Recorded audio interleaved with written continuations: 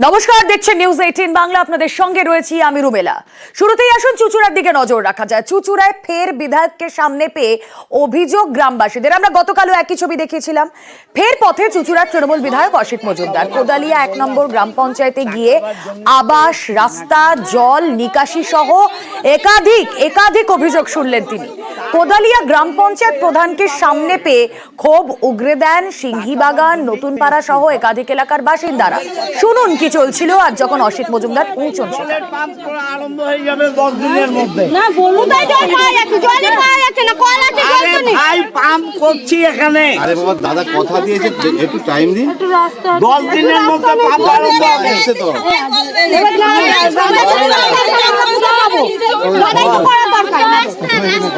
রাস্তা লেখা হচ্ছে তো। রাস্তা লেখা হচ্ছে।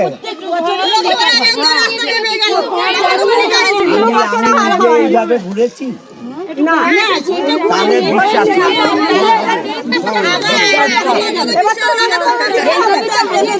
না না হারাবে না। ছবি আপনারা দেখছেন, গতকালও এই ছবি আমরা দেখেছিলাম। চুচুড়ার বিধায়ক অসিত মজুমদার তিনি পৌঁছন, জল নিকাশি, রাস্তাঘাট এড়িয়ে একাধিক অভিযোগ স্থানীয় বাসিন্দারা করেন। আজও তার অন্যথা হলো না। আজ সকাল থেকেই পথে নেমে পড়েছেন তিনি।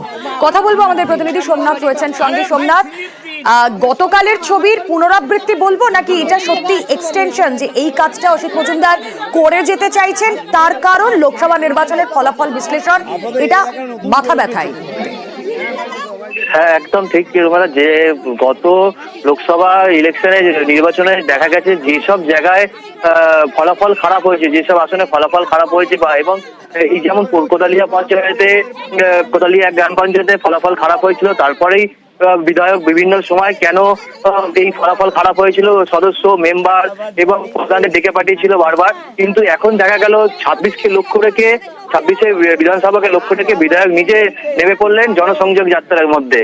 কেন এই কোদালিয়া, সিংহীবাগান, নতুন পাড়া এসব এলাকায় ঘুরে দেখছেন এবং এলাকায় যত ঘুরছেন তত গ্রামবাসী, গতকালকেও দেখেছি গ্রামবাসীরা বা এলাকা বাসিন্দা যারা রয়েছে তারা ক্ষোভের মধ্যে ক্ষোভ দেখায় বিধায়ককে কাছে পেয়ে। কেননা যারা গ্রাম সদস্য, যারা সদস্য রয়েছে এই পঞ্চায়েতে, যারা প্রধান রয়েছে তাদেরকে দীর্ঘদিন ধরে বলেছে যে আবাস যোজনা ঘর, লক্ষ্মী ভান্ডার, বার্ধক্য ভাতা, রাস্তা পরিষ্কার হচ্ছে না, নিকাশি ব্যবস্থা নেই, তিরপল পায় না, যেটা সরকারি তিরপল, মানুষের তিরপল, সেটা যারা এখানে ঘর, আবাসের ঘর পেয়েছে সেসব ঘর, যাদের ঘর রয়েছে তারা ঘর পেয়েছে।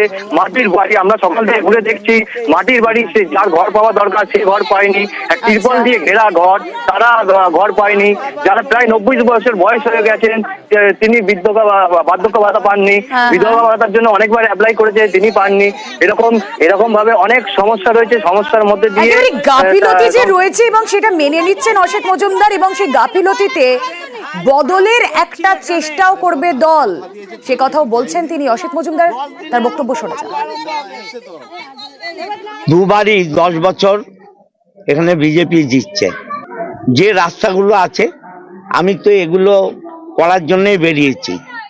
জলের সমস্যা আছে, জল আশা করি 10-12 দিনের মধ্যে পাম্পের কাজ চালু হবে।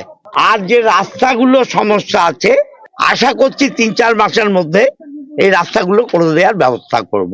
যে অভিযোগ যাদের বিরুদ্ধে হলো তাদেরকে নির্দেশ দেবো ঠিকভাবে চলার। যদি ঠিকভাবে না চলেন দল ব্যবস্থা নেবে।